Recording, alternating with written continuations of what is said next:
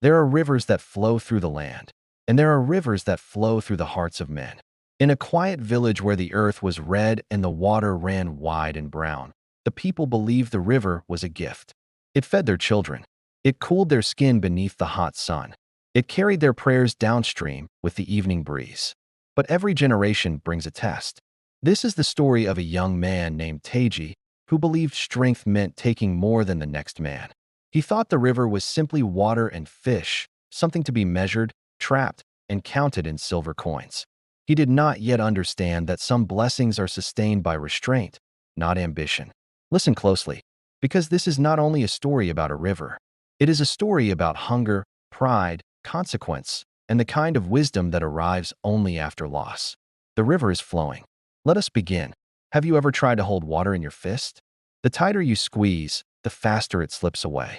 In a quiet village near the banks of a wide brown river, there once lived a young man who believed he could own what was never meant to belong to anyone. His name was Tund, the only son of a respected fisherman. The river fed the village. It gave them fish, clean water, and fertile soil for their crops. The elders taught that the river was a gift, not a possession. Take what you need, they would say, and leave enough for tomorrow. But Tund was impatient. He watched traders from distant lands arrive with fine clothes, polished shoes, and silver coins. He wanted wealth, and he wanted it quickly. While other fishermen cast their nets carefully, Tund used large traps and caught more fish than anyone else. He did not just take what he needed. He took everything he could. At first, people praised him. His baskets were always full. His hut grew larger. He bought better tools. When other fishermen struggled, he laughed and said, "Work harder." An old woman named Aya Kemi often sat by the river at sunset. She had seen many seasons. One evening she called Tund to her side. "My son," she said gently, "the river has a memory. When you treat it with greed, it answers in its own time." Tund smiled politely, but did not listen. He believed wisdom belonged to the old and opportunity belonged to the young. Weeks passed. The fish near the shore began to disappear. The water grew murkier from the heavy traps. Other fishermen returned home with empty nets. Families began to worry. Children asked why there was less food.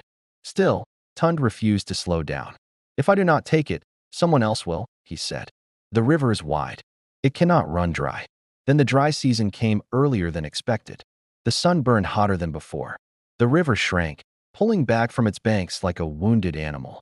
The fish that remained were small and scarce. For the first time, Tund's traps came up nearly empty. He woke before dawn the next morning and went farther upstream. Nothing. He tried downstream. Still nothing. His hands, once confident, began to tremble. Days turned into weeks. Hunger entered his own home. The silver coins he had saved could not buy fish that did not exist. Traders stopped visiting the village. The entire community suffered. One evening, humbled and desperate, Tund returned to Ayakemi. "You were right," he said quietly. The river answered. The old woman nodded. "The earth provides enough for our need, but never for our greed. When one person takes too much, everyone pays." "But what can I do now?" Tund asked. "Restore what you have broken," she replied. "Teach your hands to give back." The next morning, Tund gathered the villagers. He did not defend himself. He did not make excuses. He admitted his mistake.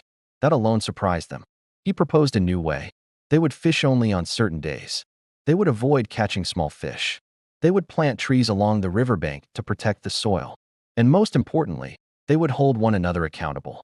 At first, trust was slow to return. But change begins with action, not promises. Tund worked harder than anyone else. He repaired damaged banks. He removed abandoned traps. He shared what little food he had. Children watched him and learned that strength is not in taking, but in protecting. Seasons passed. The rains returned. The river slowly widened again. Small fish appeared near the shore. Birds circled overhead. Life, though fragile, was returning. This time, when traders arrived, they did not find a single rich fisherman. They found a united village. The wealth was shared. The river was respected. And Tund, once known for greed, became known for stewardship. Years later, when young boys asked him how to become successful, he would take them to the riverbank at sunset. "Listen," he would say, "everything you chase in this life can slip through your fingers if you try to own it. Wealth, power, even relationships. What you protect and nurture will stay. What you exploit will leave. The river continued to flow, as rivers always do. It belonged to no one, yet it sustained everyone. And the village never forgot the season when one man's hunger nearly starved them all, nor the season when humility restored what pride had damaged. So when you seek progress, remember this: growth without wisdom destroys. Ambition without restraint ruins. But when knowledge guides desire, prosperity becomes a blessing, not a curse.